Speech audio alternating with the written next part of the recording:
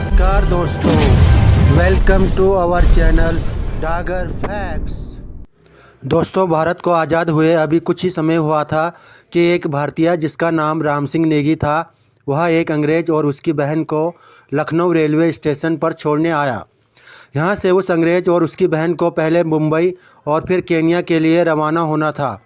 रेलगाड़ी आ चुकी थी और अंग्रेज़ ने गाड़ी में चढ़ने से पहले राम सिंह नेगी को गले से लगाया और राम सिंह ऐसे रोने लगे मानो कोई बच्चा अपने माँ बाप से बिछड़ रहा हो।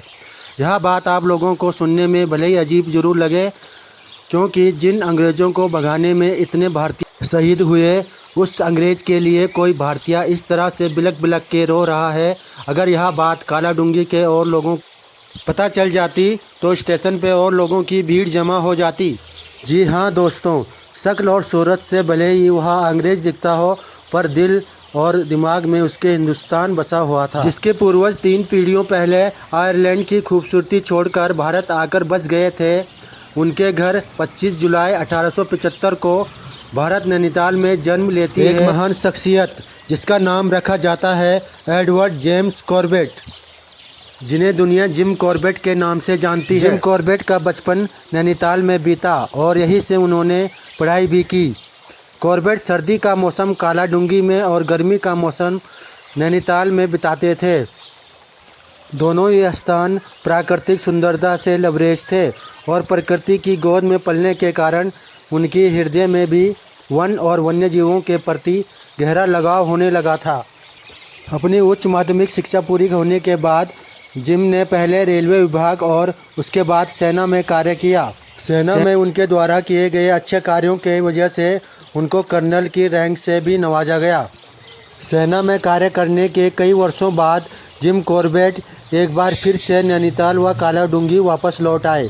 जिम कॉर्बेट एक कुशल शिकारी, महान लेखक, आदर्श प्रकृति प्रेमी, एक कुशल सेना अधिकारी होने के साथ साथ वह एक दयावान और महान व्यक्ति भी थे। जिम कॉर्बेट पशु प्रेमी होने के साथ साथ आदमखोर जानवरों के इतने कुशल शिकारी भी थे कि उस समय अंग्रेजी सरकार उत्तराखंड और उत्तर प्रदेश में आदमखोर बाघों और तेंदुओं को मारने के लिए उनको ही बुलाती थी। उस समय गढ़वाल और कुमाऊं में आदमखोरों का आतंक मचा हुआ था। इन आदमखोरों से मानवता को बचाने का श्रेय भी जिम कॉर्बेट को ही जाता है। 1907 ईस्वी में जिम ने जिस पहले बाघ को मारा था, उसने नेपाल और भारत में मिलाकर 436 लोगों को मारा था। दस्तावेजों में कॉर्बेट के नाम 12 आदमखोरों को मारने का रिकॉर्ड है, पर असल में कॉर्बेट ने इससे कई अधिक आदमखोरों को मौत की घाट उतारा था। 1910 में जिम ने जिस पहले तेंदुओं को मारा था, उसने 400 लोगों को खाया और 1926 में जिस दूसरे तेंदुए को रुद्रप्रयाग में मारा था, उसने 126 लोगों को खाया था। आदमखोरों को मारने के बाद जिम अक्सर उनके शरीर की तहकीकात और अध्ययन अच्छी तरीके से करते थे कि यह पता लगाने के लिए कि वह आदमखोर कैसे बने। जिम कॉर्बेट के बारे में यह भी बताया जाता है कि उन्होंने कभी ऐसे किसी जानवर को नहीं मारा जो नरभक्षी ना रहा हो।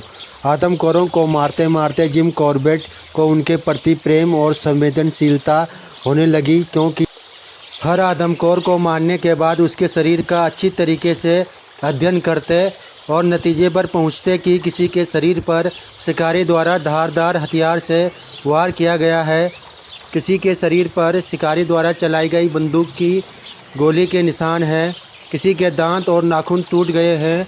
इस वजह से वह आसान शिकार को तलाश में इंसान पर हमला करते हैं।